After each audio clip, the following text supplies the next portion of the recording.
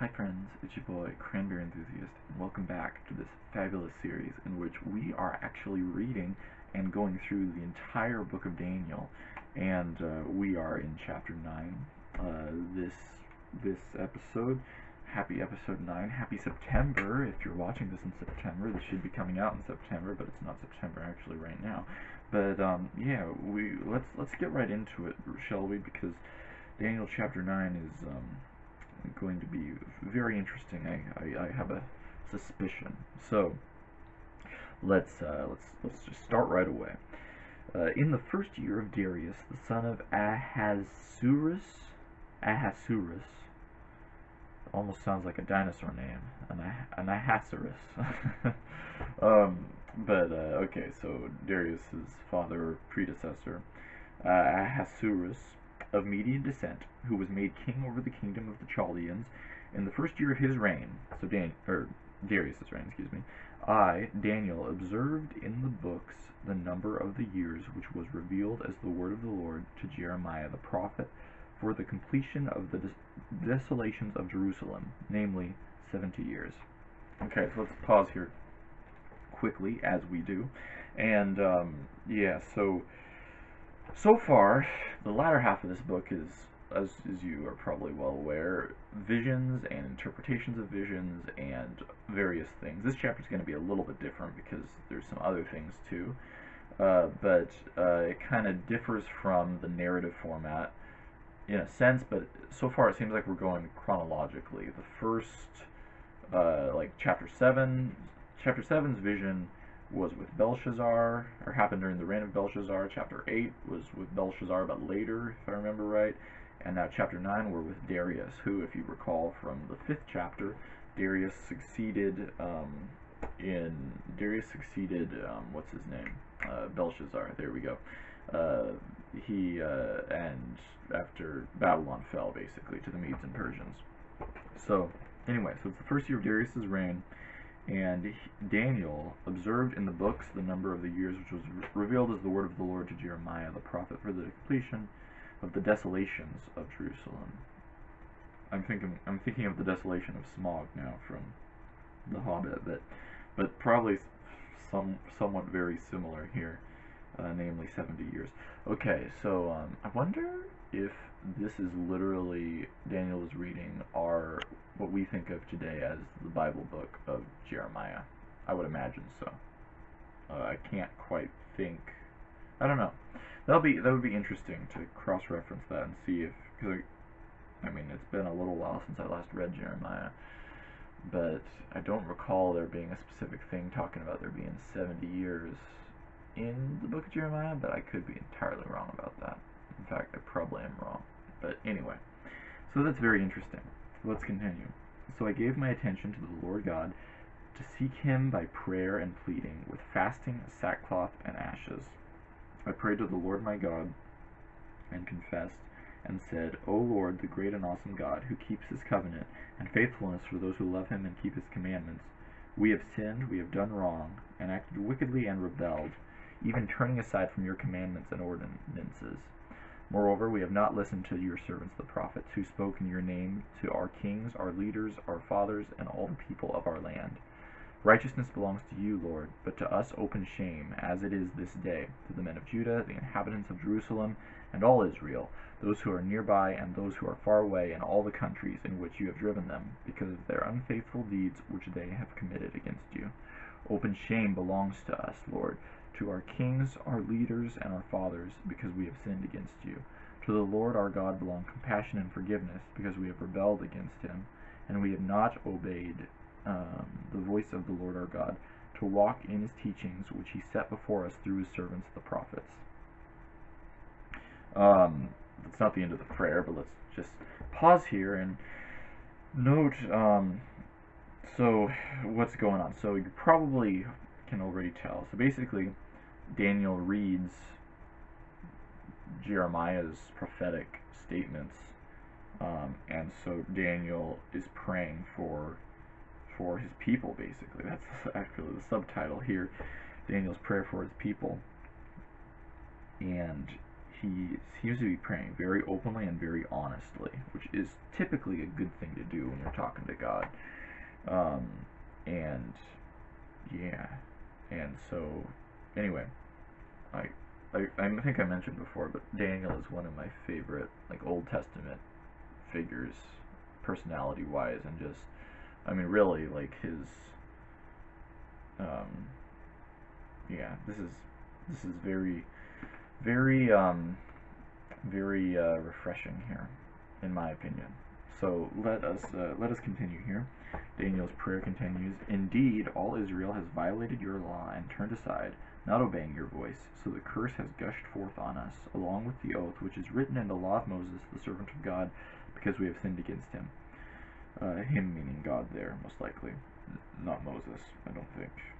Yes. Okay. So he has confirmed his words, which he had spoken against us and against our rulers who ruled us, to bring on us great disaster. For under the entire heaven there has not been done anything like what was done in Jerusalem.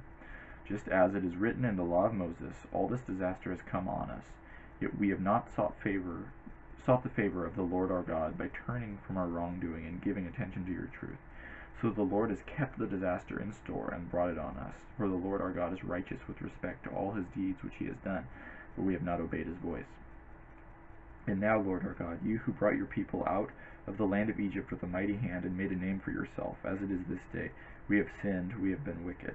Lord, in accordance with all your righteous acts, let now your anger and your wrath turn away from your city, Jerusalem, your holy mountain. For because of our sins and the wrongdoings of our fathers, Jerusalem and your people have become an object of taunting to all those around us. So now, our God, listen to the prayer of your servant and to his pleas.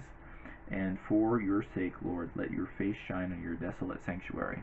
My God, incline your ear and hear. Open your eyes and see our desolations in the city which is called by your name. For we are not presenting our pleas before you based on any merits of our own, but based on your great compassion. Lord, hear. Lord, forgive. Lord, listen and take action. For your own sake, my God, do not delay, because your city and your people are called by your name. That's the end of the prayer. And that's really fascinating and really what's the word I'm looking for? Really eye-opening. It's very yeah. You'll notice that Daniel isn't here, so of course his whole point is like Jerusalem, and actually I think I misread that earlier. That Jerusalem, yeah, so Jerusalem at this point of course has already been invaded. I don't know why I was like thinking that it had yet to be, but anyway, but Jeremiah said that it would be 70 years, it sounds like, before, or that like Jerusalem would be a desolation for 70 years, which if you're familiar with biblical numerology, the number 7 is kind of like the completion of the whole. It's a key thing, and so like 70 is 7 times 10, so there's probably a connection there. But yeah, but you'll notice that Daniel, so he is completely honest in acknowledging that Israel has been doing not very good things, both in terms of personally and as a nation, so to speak. Which, if you want to know more about that, you can read about it in the other books of the prophets. It's a very dark at times, and very, anyway, there's it's just like we modern humans in a lot of respects. Thankfully, not quite as ancient world type, but you know, we all have a lot of darkness, for lack of a better term.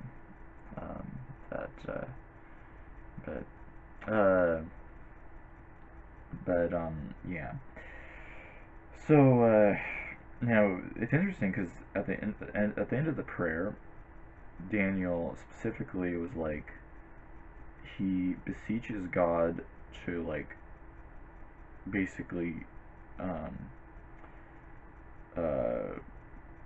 like to heal this broken nation, basically, like, in using terms like let your face shine in your desolate sanctuary, and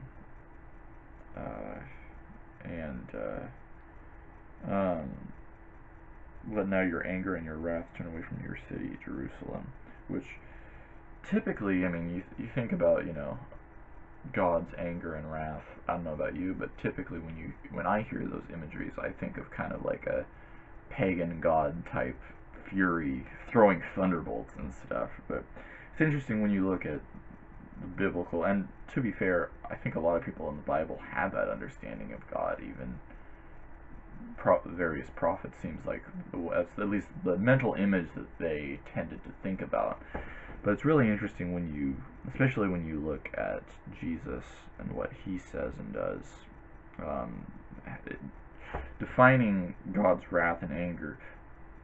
To oversimplify it, a lot of times it can be something like Israel being in the state where it's in, for example, here and now, not because necessarily that obviously God doesn't want that to be in Israel to be in such a state, but it's like at this point, Israel kind of sometimes you have to hit the very bottom before you can come back up, so to speak, to coin a phrase, although I don't think that's original. But anyway, but yeah, the other thing too, key thing here, Daniel is like, we are not presenting our pleas before you based on any merits of our own, but based on your great compassion. So Daniel is like really entirely honest. He's like appealing to God's compassion, and is like asking God for redemption and restoration and healing for the nation, even though Daniel's entirely honest and is like, hey, we as the nation, and himself included, like Daniel, he includes himself there,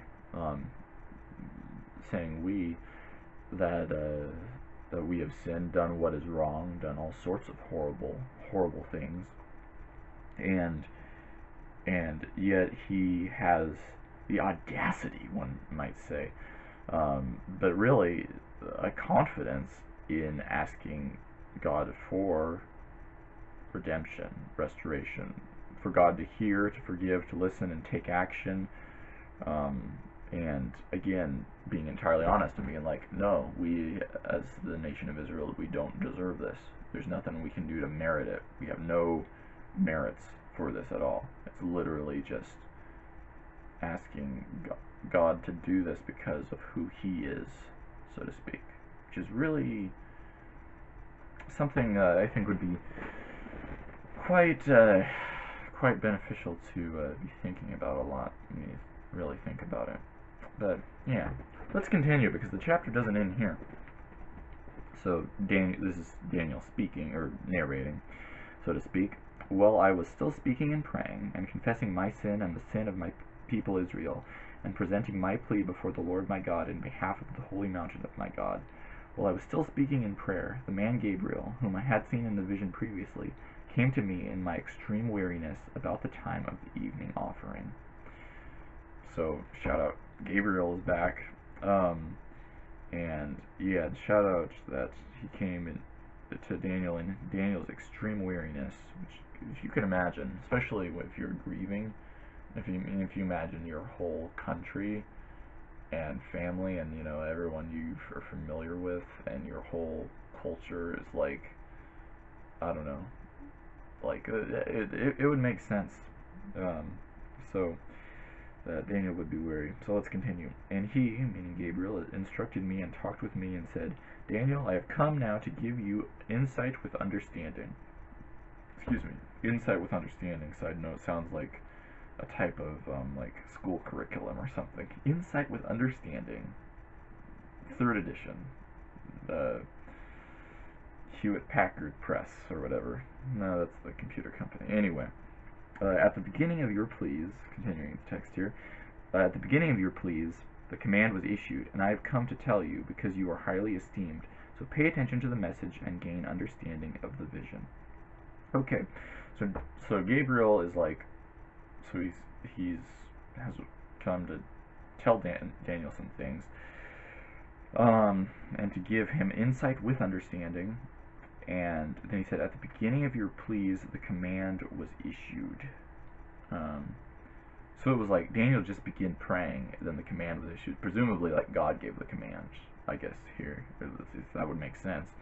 Can't understand, like, well, I don't know, maybe a lieutenant angel or something. I don't know. I don't know how angel hierarchies work. You can probably ask Windigoon or something about that. And I have come to tell you because you are highly esteemed. And that's also interesting too here. So Daniel is highly esteemed. Now I wonder why. So like, so Gabriel calls Daniel highly esteemed. Are there, like, what does that mean exactly per se?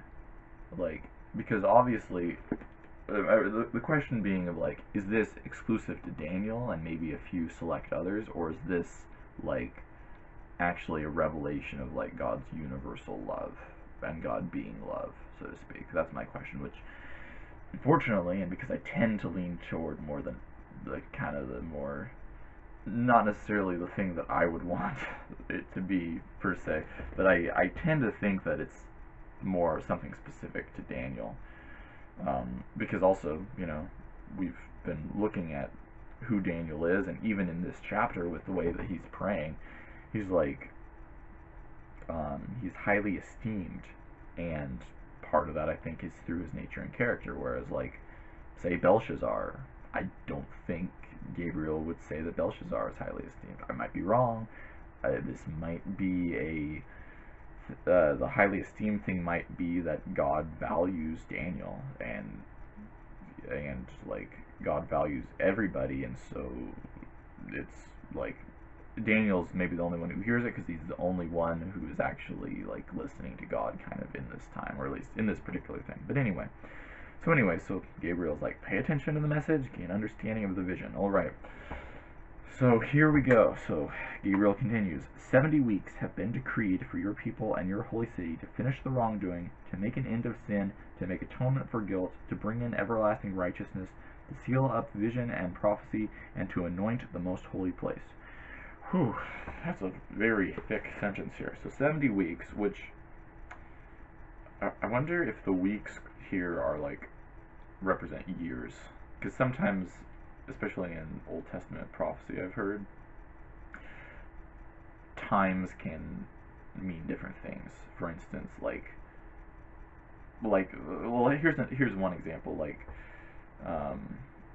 or oh, I'm trying to remember it exactly, but sometimes, if I remember right, days can represent years in other passages too, or like was it earlier in Daniel? I think it was, or we talked about the imagery of there being time, times, and half a time, meaning 3.5 years, basically. 1 for time, 2 for times, and then half a time. 1 plus 2 plus 0.5, 3.5.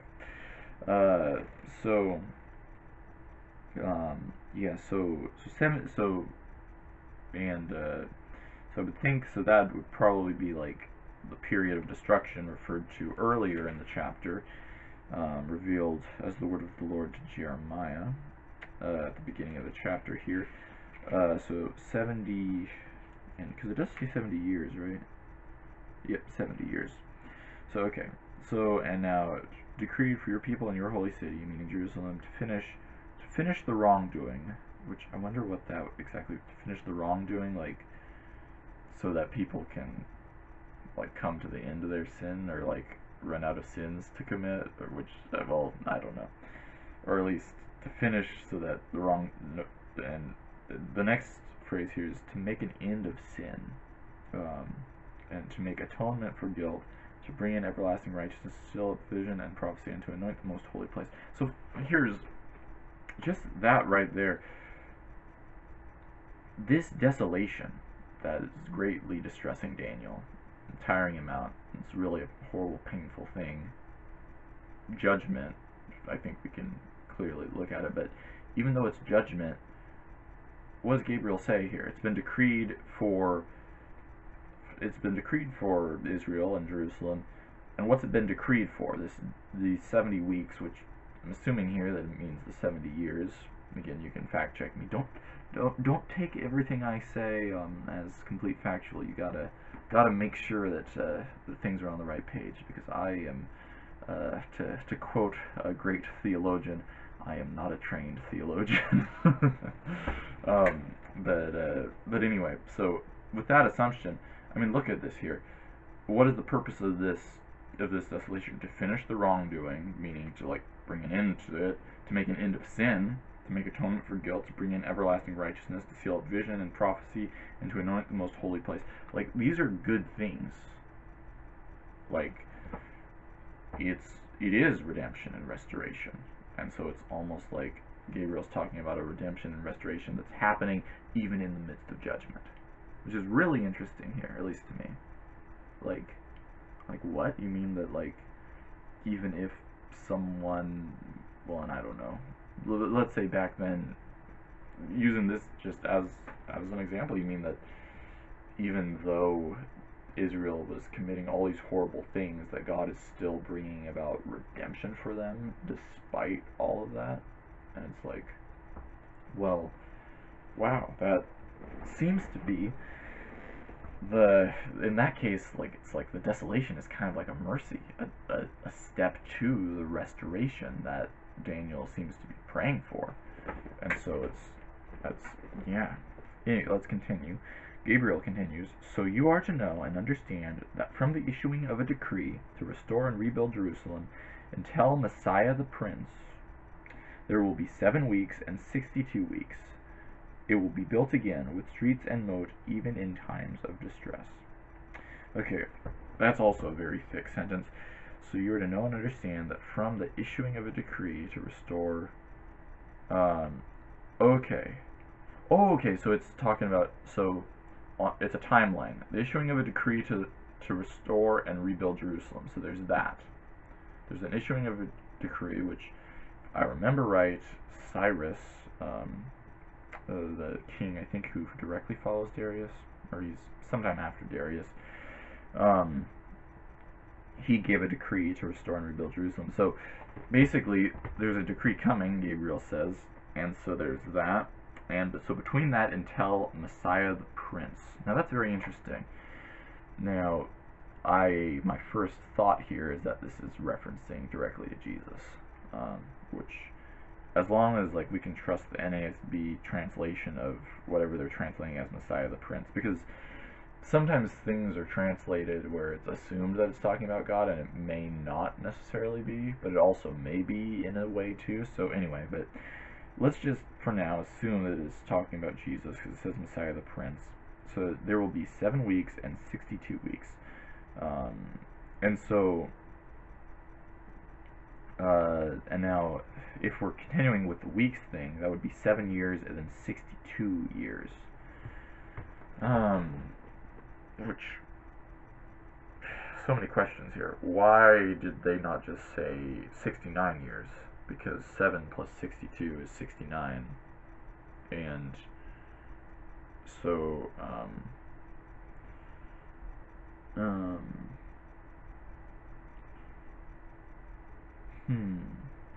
let me rereading this more to try to see if I can,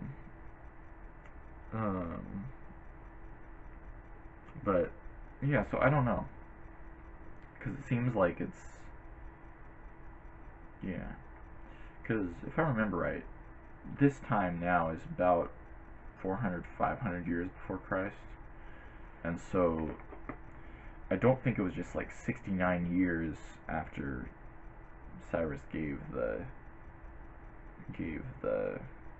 decree to rebuild Jerusalem before Jesus was born or something like that. But anyway, so that's interesting though. Let's continue and see if we can find anything more. Oh, and also, real quick, Gabriel says there that it will be built again with streets and moat even in times of distress. So Jerusalem is going to be built again. It's going to be restored in that sense. And it's going to have, with streets and moat, and so even in times of distress, seems like, so it's still going to be rebuilt even though there might be some distressful times while it's being rebuilt, maybe. Let's continue. Then after the 62 weeks, the Messiah will be cut off and have nothing, and the people of the Prince who is to come will destroy the city and the sanctuary. And its end will come with a flood, Even to the end there will be war. Desolations are determined. Um, uh, wow, man, Gabriel really knows how to like pack a ton of stuff into one sentence that brings up lots of questions. And so, okay, so at the end of 62 weeks, or maybe years, or maybe, I'm not entirely sure, or maybe months? No, well, I don't know. The Messiah will be cut off and have nothing, and the people of the Prince who is to come, which probably is referring to, well, referring to a king, probably, who is trying to exalt himself over God in some way. And so that prince's people will destroy the city and the sanctuary. And its end will come with a flood. I wonder, a literal flood? Or like, I don't know. Even to the end there will be war. Desolations are determined. The thing that came to mind as I was reading that is the destruction of Jerusalem in AD 70. So it's like, and maybe that's why maybe it takes quote unquote 7 weeks to rebuild Jerusalem, basically. But then there's 62 weeks, because it says there after the 62 weeks, or well,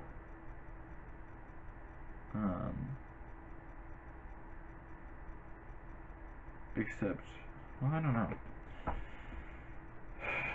I might like to look at a very like focused translation on this, because on one hand it's seeing like it'll be 7 weeks and 62 weeks between Jerusalem and then the Messiah, but then it says after the 62 weeks the Messiah will be cut off, so it's like the Messiah is already there during the 62 weeks, so maybe it's just 7 weeks between Jerusalem and the restoration of Jerusalem and Messiah the Prince.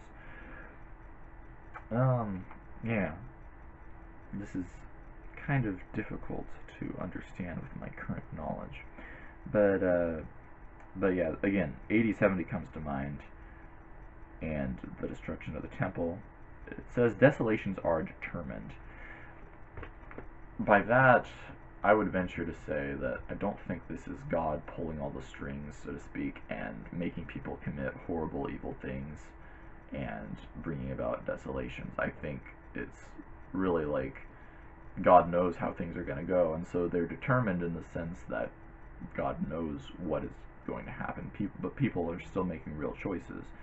Unlike, like, some people have a view of God where the only reason why God knows people's choices is because God, like, makes them make those choices, and so that's why God knows things. But I hold to a bit of a higher view where I believe that even God can know what choices someone will make, even if he doesn't have a hand in them making the choice, so to speak. Which is, if that makes sense. But yeah, so all that to say, that's very interesting. Would feel be awesome to hear from someone who's actually fairly familiar with that type of text. But, you know, the purpose of this series is for us to go through together, and I'm offering my commentary with what I've currently got. As I mentioned before, I'm intentionally not really trying to jump into the internet and trying to find all sorts of theories. I probably will do that after I finish this series and stuff and whatnot. And you can always feel free to comment below your own thoughts, questions, opinions, etc. And so let's get close, or we're almost done with the chapter here. So Gabriel finishes up the chapter, and he will confirm a covenant with the many for 1 week. He meaning the false prince, basically the prince of the people, or the prince who is to come, or the prince who is to come, and that prince's people is going to destroy the city and sanctuary. Ancient Rome, maybe? I don't know. So, and he, the bad prince, will confirm a covenant with the many for 1 week, maybe meaning 1 year. But in the middle of the week, he will put a stop to sacrifice and grain offering, and on the wing of abominations will come the one who makes desolate, until a complete destruction, one that is decreed, gushes forth on the one who makes desolate. So, basically, like, this bad prince, if I'm understanding this right, he's gonna have a covenant with the many meaning maybe all of Israel in this context, or maybe all the world too. I mean, it says the many, so lots of people is for sure there. I'm pretty sure when the Bible says many, it doesn't mean few. So for 1 week, and maybe that week is like 1 year, or maybe it's 7 years. Maybe that's it. Where, you know, that could be it. Where every week, or every day represents a year, and so 1 week is 7 years. That could be, because then I'm thinking about excuse me, Revelation imagery, where there was 3.5, talking about in the tribulation, 3.5 years good years, and then 3.5 bad years. And in the middle of a week, what's the middle of a week? 3.5 days. That's half a week, which also corresponds to time times and half a time, 3.5, which is half of 7. Again, lots of number things. There's a reason probably why so many people are like finding all the number codes in Revelation and whatnot, and really I think we humans probably overcomplicate things. But I wonder then, so jumping back here, 70 weeks, so if it's 70 weeks, that's 70 sets of 7 years. So, let's see, 70 sets of 7 years would be 490 years. And I wonder, you know, I'll have to look up that or figure out, is it 490 years? If I did, wait a minute. Am I doing the math right? 70 weeks, so 70 weeks is how many days? Well, 7 days a week times 70 is, yeah, okay, so yes, so it is 490. So if a day represents a year here, then that would be 490 years. And then what about 62, so 7 weeks would be 49 days, 62 weeks would be 422 years.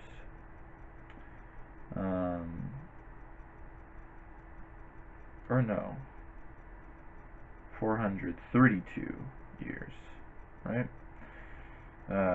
14 plus, yeah, 420, so 434 years rather, right?